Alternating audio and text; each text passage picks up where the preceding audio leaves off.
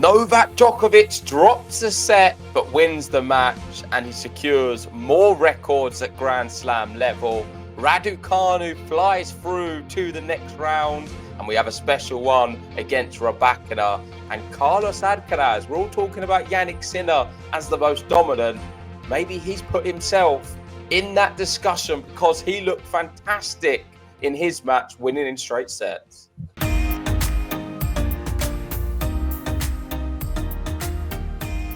Yep, day 4 in the books, and it was a great day for Emma Raducanu, as you said in the intro there. What a performance she put on, and it was almost like that US Open win of 2021. She really played well, and she was taking the ball early. This is against a dangerous opponent who just went through against Kudermetova in the last round. She absolutely stormed it. And she was just hitting with just freedom, winners after winners, the serve, there were aces, there was everything. And then on the men's side, Jack Draper withdrew. So that's British tennis for you. Yeah, it's an up and down day really for British tennis. Jack Draper, though, I didn't actually expect him to do very well this tournament. Based off his first match, I could see something wasn't quite right. And really all it's done is highlights with some of these players going out on the men's. We'll touch on it in a second. It's just highlighted how there's such a big gap between your Sinner, Alcaraz, Djokovic and the rest of the field. And I think that was evident when you look at your Fonsecas, your men's six and all of the other players going out. But we'll save that for a second. Raducanu wins convincingly. You'd think she was helped out slightly because she played Tjen, I'm not sure how to say the name. That's good. Someone who beat Kudermetova in the opening round, and I thought Kudermetova would have posed a bigger challenge against Raducanu. But you can only win and beat who's in front of you, and that's exactly what Raducanu's done. This is a nice image, of course, both wearing the red from 2021 to 2025. Of course, when she won it as a qualifier, she's here. Is she playing as good as tennis she did in 2021? Maybe. People can make an argument for that. Do I think she can now go on and win this tournament? I think it's tough because her draw isn't nice beyond this point. She's had a nice first 2 rounds, but her tournament will start in the 3rd round. Jelena Rybakina, I think, is having one of her better seasons. She's now broken into the top 10. She looks happier. She looks healthier. She's serving well. And I think it's going to be a massive test for Raducanu. If she is able to get through Jelena Rybakina, then I would have to say that she is a contender to go and win this tournament, because I've got Rybakina going all the way to the final, and it will completely destroy my bracket. And you'll probably beat me on the women's one because we both have Iga winning if Rybakina is to win. So you've got... I guess you're going to be really cheering on Emma Raducanu for multiple reasons. 1, because you love British players, you love Raducanu, and 2, because it will destroy my bracket if she wins. Yeah, even more reason to cheer on Emma Raducanu right now. Obviously, this match is an absolute blockbuster, and they've only played once before, and Rybakina leads the head-to-head 1-love.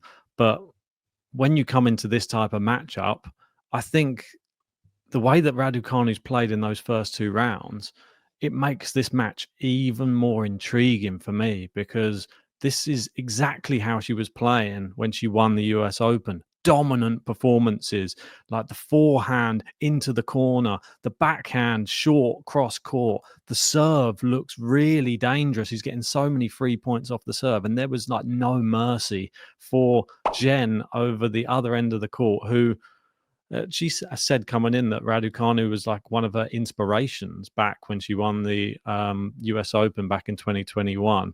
And she said that she had a long period off injured, I think. And she was just looking at that and just thought, this is a real, like, somebody I can use as motivation. So, and Raducanu said that was a little bit of pressure for me. I had to really perform, obviously, after hearing those words. And she really did.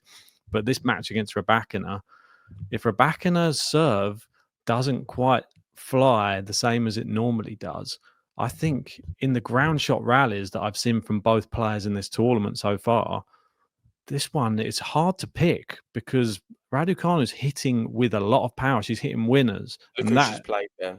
exactly, that's the big And thing. I'm It's not saying Rybakina's played anyone better, but if you look at the last no, 12 matches, Rybakina has. She's won 10 of them 12 matches. yeah, She has already shown she's an experienced player. She's won a Grand Slam as well at Wimbledon. She's exactly. won big tournaments. She is, in my opinion, a better tennis player. And I think if you take off your BBC goggles for a moment, Ben, you will admit that as well. Because Raducanu is playing well. And this, if you put it into perspective from what she did in 2021, her fastest ever victory has just come in this last round. Yeah, That was 60 minutes. So she's never won a match in that speed before, which shows she is playing extremely well. Up against a Rybakina, it's a complete different test. And whoever can come through that has credentials to go far. But I just think that Rybakina is a far superior player than Emma. at the moment, I would say coming into the tournament, I would definitely agree, and it could still be the case. But the fact of those two performances, I know that you're saying look who they've played, but her performance against Tjen was that good because every time there was a loose ball in the middle of the court, her opponent put it away. It was like literally she had the firepower to do it. Just Raducanu didn't allow her to play. She just took her game, was super aggressive, and won the match dominantly by just playing her tennis. She didn't allow her opponent to come into it. She does the same against Rybakina or anyone. We saw in 2021, if she plays her best tennis, she can win a Grand Slam. That is, there's no denying it. That's what I personally think. And that's the problem. We've never seen it again since 2021. Are we going to see it again this year? I don't know. I had Raducanu in 2021 going out, I think, from round 3 onwards or something like that. And we both were putting her out probably every round. Are we going to do the same again? In my bracket, I had her going out again in round 3. I think it was Sara Cerebres Tormo or something in 2021, and didn't she double bagel her? I don't think we're going to see the same thing against Rybakina. But if we see a competitive match and Raducanu could get past her, like you say, the draw opens up a little bit. I mean, there's Paolini or Vondrausova waiting for the winner, and neither of them are particularly easy. And I think it's probably going to be Paolini, Agreed, who yeah. did take out my wild card Evie Jovic in straight sets, which I didn't expect anything different, to be honest. But yeah, this part of the draw, a very, very competitive one. And even if we get Paolini Rybakina, that's not a given for Rybakina either. And if you look at the race, Ben, I'm just going to test you actually. Sure. Where would you say Emma Raducanu is on the race? So that is obviously an indication of how well she's performed this year. The race, I would say she must be fairly good. Is she like top 20? She's just outside, so 27. Okay. And that for me highlights where she's been. She's been around sort of the 27th best player in the world this year. We've seen some moments from her, which has been a massive improvement from previous seasons. Yeah. And I think she's in a good place, really. 27 in the world, that's where I would have her. But when you compare that to Rybakina, she's been the 7th best player this year in the race. For me, there's a big difference between 27 and 7. And I just don't see Rybakina losing this match. But let us know in the comment section. What do you make of it? Of course, it is an exciting one. Both players have not been tested yet. And this is going to be the first real competitive, interesting matchup. But I'm going all the way with Rybakina in this one. Moving over to one of the other matches, because there's a lot to discuss. Novak Djokovic, we spoke about him in the intro. It's another record for him. I don't know if it's that much of an exciting record. What is it? The most third round wins at a Grand Slam, overtaking Roger Federer with 75. Obviously, the main one he wants is the Grand Slam tally in terms of records. But he's done it again. But he dropped a set. Are you a bit worried that him dropping these sets early on, or dropping a set early on, is going to be of detriment to him later down the tournament? He's not exactly young anymore, Ben. Yeah, and I think the one problem in my mind, which I didn't really take into account when doing the draw preview, which is something you probably should do when trying to take into account how far you think the player can go in the tournament is how much match play they have had. And if you look at the performances from, let's say, Sinner, Alcaraz, and Djokovic, noticeably the worst out of the three, just because it's going to take a long time to get going, get back to match fitness, get back into the match play. I thought the first set was competitive, but I thought, is it Svaja? I thought he played really well. I thought he played fantastic tennis, and the way he won the tiebreak with this like storming backhand, he just went all out power, and Djokovic couldn't control it. Fair play, he won a set, but then you saw what happened after that. Djokovic gradually building, and then by the fourth set, it's a breadstick, and then that's a good sign for me that Djokovic just a little bit extra match play, a few more sets, getting used to the conditions. And I'm not that worried at the moment, but I think it's good that he got that win out of the way. It was a little bit tough, but I think he needs the sets at the moment. So I'm not reading too much into it, but he doesn't look anywhere near the level of Alcaraz or Sinner yet.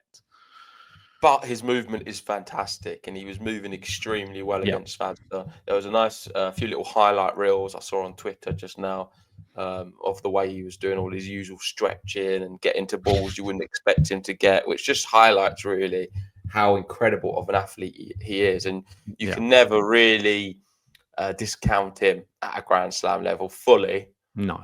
As you can never fully do it. However, you've got to look at Sinner and Alcaraz and just think, wow, how are you going to be able to reach that level? And how can anyone reach that level? Mike Tyson has come out and said that Novak Djokovic is his favourite to win the US Open. So he's big on him. He said, I really like to watch him. We see there Djokovic did the celebration, the little violin for his daughter Tara after the match as well. But the gap is huge. And when you look at Carlos Alcaraz's performance today, that is for me a level above. Oh, it was 96 minutes. He even had to say, I think the fans would have liked to watch. No, they said, I think the fans would like to watch you play a little bit longer. That was a quick match. And he said, I got to say sorry to the people. I got to do my job. So, well, he did more than his job. This was an outstanding performance. This was one of those ones where I know that we always come on and go, oh, look how dominant Jannik Sinner is, and look how he gets through these players so easily. This was right up there with the Jannik Sinner level dominance. Just all firepower. The serve looks great. The forehand looks great. He just looks athletic on the court. The new look looks brilliant. I'm fully invested in this version of Alcaraz. It's scary. There was photos. There was a video of him as well. I saw him jumping up and like hitting a big smash, and you see all the leg muscles bulging, his skinhead shining in the light. Just crazy. Like, this is a beast of a player. Athletic is the right word to describe him.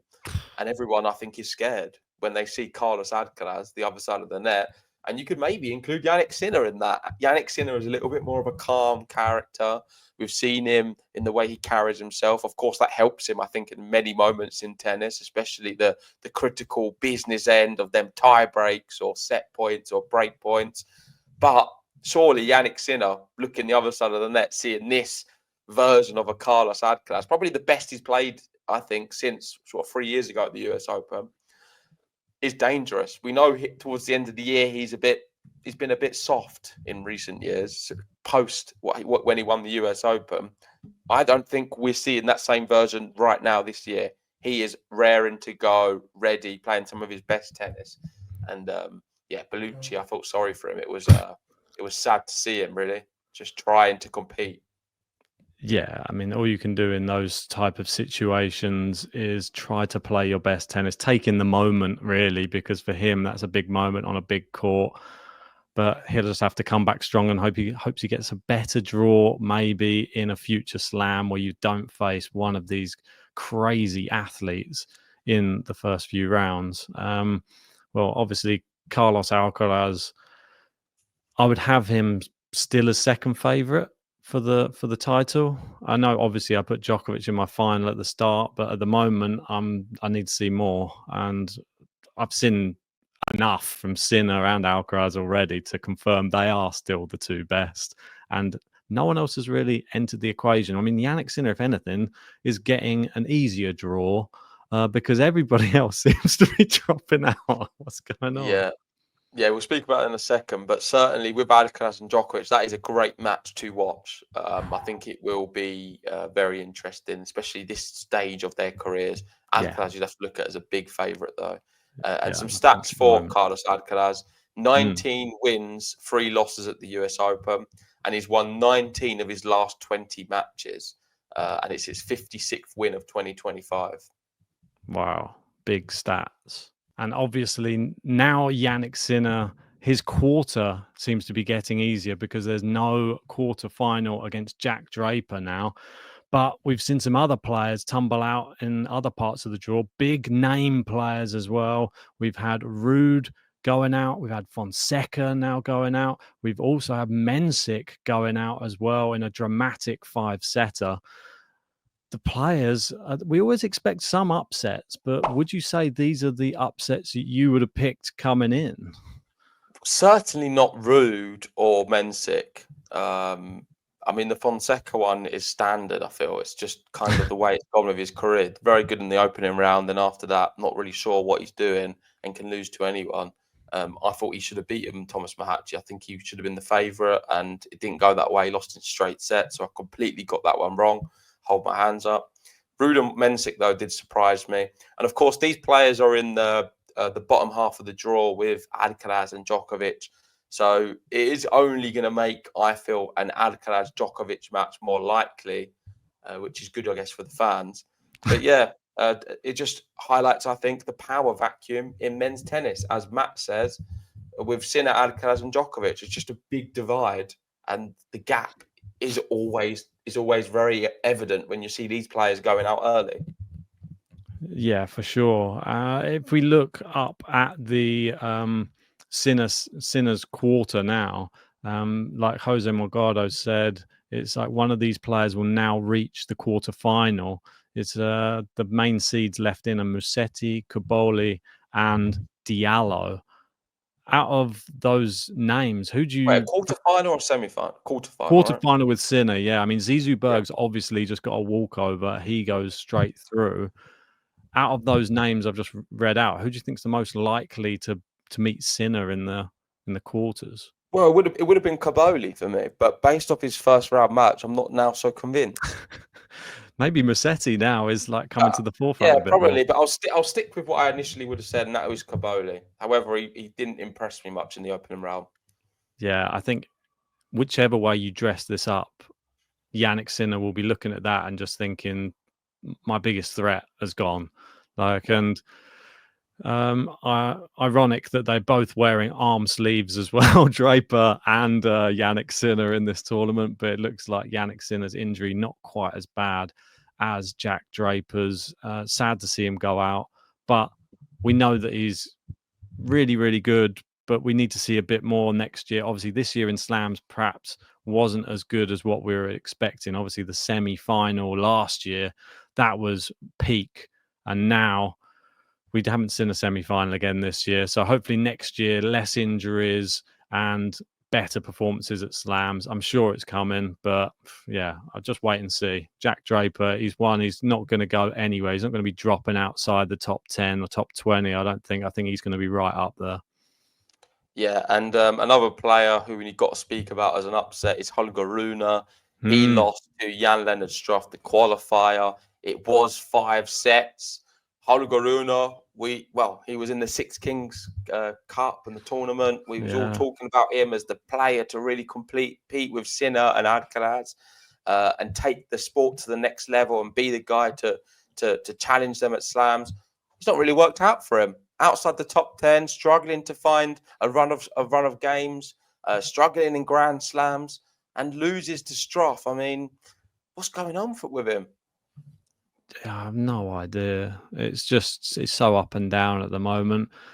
I wouldn't even say, no disrespect to Jan-Lennard Struff, but he's a beatable opponent. If you put him up against Sinner or Alcaraz, I think it's just not even close, the match. And Rune needs to do a bit of soul searching He's been having some better results this year as well, but it's still nowhere near the level. Is he Ben, just it's not been good. is he He's well, not made a Grand Slam quarterfinal in over 2 years.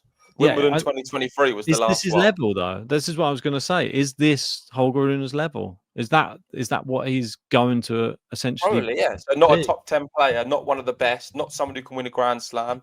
Very much like a little bit lower than an Andre Rublev. Yeah, because Andre Rublev, you'd say he does look more convincing when he wins matches and he's in good form. He looks impressive. I Whereas could have Holger easily Rune, said the same level as a Rublev, but I don't think so. I think Rublev is a little bit higher up, a better player than Rune. yeah, there's a lot of opportunity right now as well, and the fact that he's not taking the opportunity. We've got players sliding down the rankings like Yeah, Medvedev, Tsitsipas, all of that. This is your chance. Just get in there, get in the top 10. Look what Alex de Minaur's doing right now. That yeah. could be you, Holger Rune, and Got the ability to do it, he's definitely. got more weapons than Alex de Minaur, but Alex de Minaur just has. He's literally a hard worker, and that's what you get if you're a hard worker. You're not just reliant on being naturally gifted as a tennis player. You see what it gets you. Karen Khachanov, he's in the top 10 as well.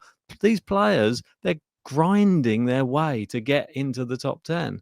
I don't think Holger Rune is grinding at all. I think he's just accepting where he is on the tour at the moment, which is a little bit sad. Will he come back next year? Let us know in the comments. Where do you see Holger Rune finishing the year in the rankings? And do you see him doing any better next year in the slams? With the 5 setters, obviously, this was one of them. Quite a quick one, 3.5 hours. There were 5 others on day 4 Yeah, as they were. well. Here they all are. Take us through these. One set. Sorry, I was on a different screen. So No. Nakashima losing, Rude losing, Bonzi beating Giron, Davidic Vakina losing, Mensik and Runa. So it's all favourites, the ones losing, apart from Bonzi, maybe I'd say, Bonzi, maybe. Giron. Yeah. But all of the others would have been underdogs winning in the 5th set. Collignon from Belgium is a fantastic player. If you look at some of the players he's beaten this year, you will be blown away.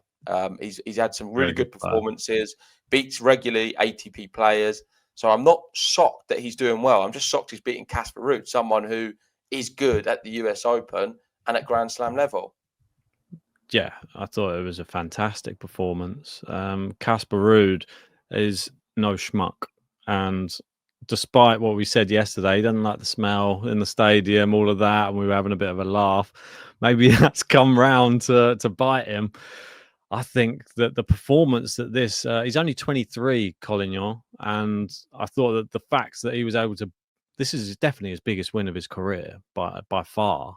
And I'm just trying to have a check now to see who he's playing in the next round. I'm not sure. It's Lehechka next. Wow. So it's a little bit more of a step up. Someone who's harder hitting than Casper Ruud, not as much topspin, but still a match. Lehechka can have an off day as well. That's still a winnable match if you're playing your best tennis. I'm excited, but is there like a theme going on here? Because you see, do you say Belgium? And then we had France. We had Germany obviously stripped, but then Belgium and France pretty close together. We had 3 French 5-set wins. The most surprising, I would say, Blanchet. Hugo Blanchet going through again. That is shocking, yeah. That is an impressive performance to knock out Jakub Mensik. I know that we say we put him on a pedestal a bit, Mensik, but I think we need to calm down a little bit because he is young as well. It's like with the other players, like we say Fonseca, oh, look, he's 18. Like Mensik's around a similar age as well, but he's just higher ranked and has just done more. And this win from Blanchet against Mensik, I think it's up there with I think it might be the biggest shock on the men's side so far. And he will now take on Thomas Mahatch in the next round. I know that we were saying about Lehechka potentially being somebody that's a winnable match for Collignon. This is a potential winnable match as well, because we know what Mahatch can be like sometimes. He can throw his dummy out the pram as well. If you've just beaten Mensik, surely you've got a lot of confidence coming into the next match. Yeah, I can't really call it. I think often when you see these 5-set victories from a player you're not expecting, they have the ability then just to go out in the next round. So I'm not going to get Mm. too carried away with it for sure, based off what I've seen in the past. But yeah, fantastic win for him.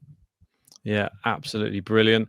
Let's move over to the women's. And there's one thing that we haven't spoken about yet, and I'm sure everybody's waiting to hear us talk about it. I think we both, Sabalenka. well, that wasn't it. But yeah, we can talk about her in a little bit as well. You've got to do it for Gary. Gary wants us to speak about Saba. Okay, we can talk about Saber if you really want. Okay, let me just bring up her result. One sec. Who was it going to be? Because I'm interested now. It was going to be Taylor Townsend versus Ostapenko. Oh, yeah, of course. Yeah. Yeah. So, I mean, here's the result for Gary. There you go. Sabalenka beating Polina Kudermetova. Competitive first set and then going through 6-2 in the second. Not much really to break down there. I think Sabalenka just doing what she always does. She just beats opponents just enough in the first few rounds. Not really worried, but she faces Leylah Fernandez next, and this is where the tournament begins. We've got Raducanu, Rybakina, we've got Sabalenka, Fernandez. That, for me, is where the tournament's really starting. Yeah, and I'll be fully head-to-head with Gary on that one. I'm backing Fernandez to beat Sabalenka. It'll be brilliant for my bracket, brilliant for my top 10. And, of course, it's a big ask because Sabalenka, I do feel as much as she's not as convincing in the early rounds, again, than like an Iga, she still gets the job done more times than not. And we've seen her in Grand Slams this year. She makes the finals. What, she made all the finals? Well, I think so, right? Yeah, she lost. She's lost them all. Yeah, that's the big problem. I've seen. But she's some done well tweets. in the early rounds, definitely, and that you've got to consider her to make another final as a pretty common thing these days. Yeah, I've seen. Obviously the Wimbledon final was a double bagel from Iga against Anisimova, but the other finals that she did make, she did lose. So Anne Lee, just a quick shout out. Nothing more No, to say.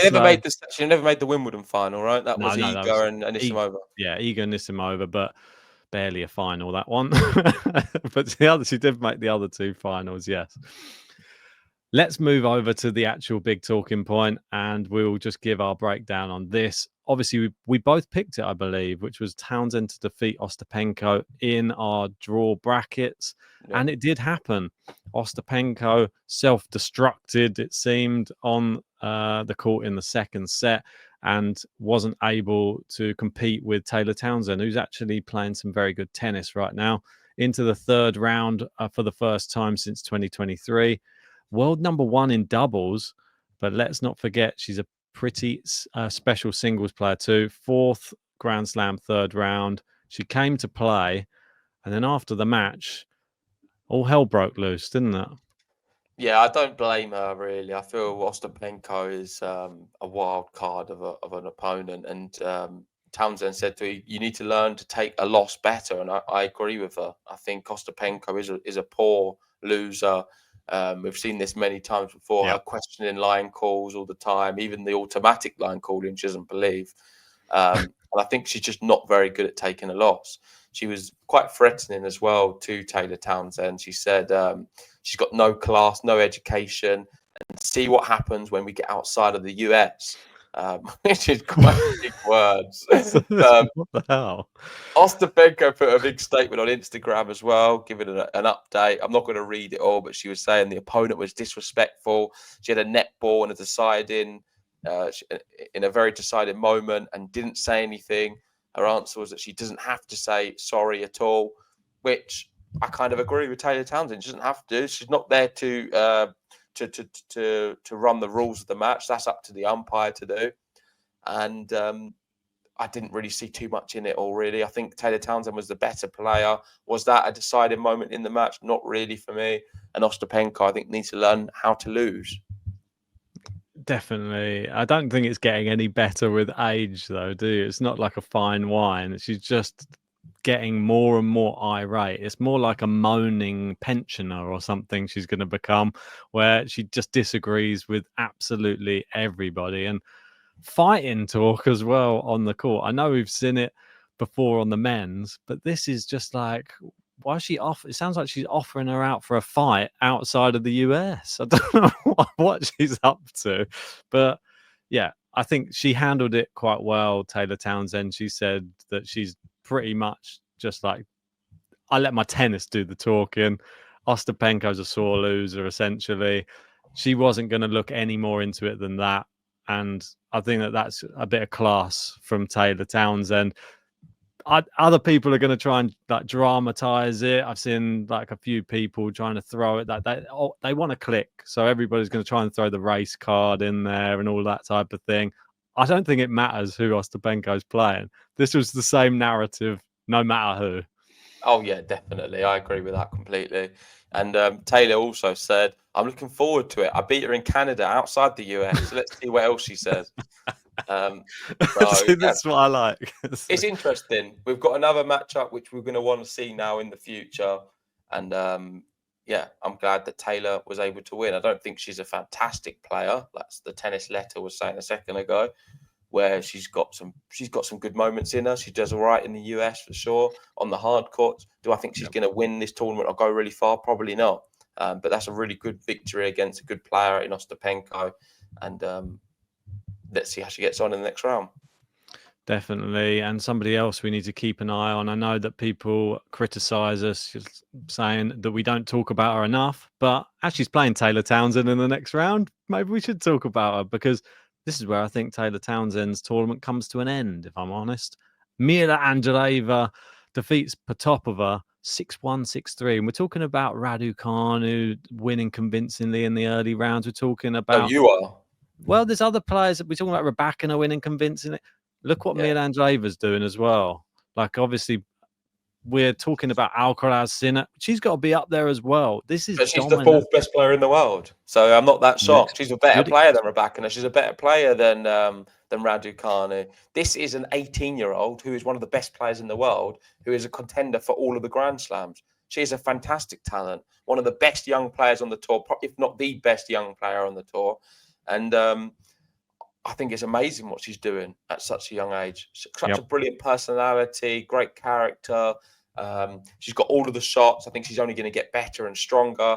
And I think she's going to take a similar arc to Carlos Alcaraz, in the sense that when she wins a Grand Slam, that's when she's going to really announce herself. Until she's done that, I think we're just going to see her as one of the real top players, but not the great top players. And she needs to win one Grand Slam, and then I think she never look back after that. Wow. There was a famous time when an 18-year-old won the US Open not too long ago. Her name was Emma Raducanu. Maybe she can emulate something similar and win her first slam at the US Open. A lot of players do win the US Open first because it is a bit more potluck. There's a lot of players that don't find it as easy to adapt to that hard court and the conditions and all of the furore that goes on around those big courts. If she's able to handle it and embrace it and really get all the crowd on her side, I think Mira Andreeva could be a real threat in this tournament. Yeah. Right, let's wrap it up there. If you haven't already, please hit the like button, subscribe if you're new, and let us know what you thought about anything we discussed on day 4. We'll be back tomorrow for another podcast. And let's see how Jannik Sinner gets on. That's it. See you then.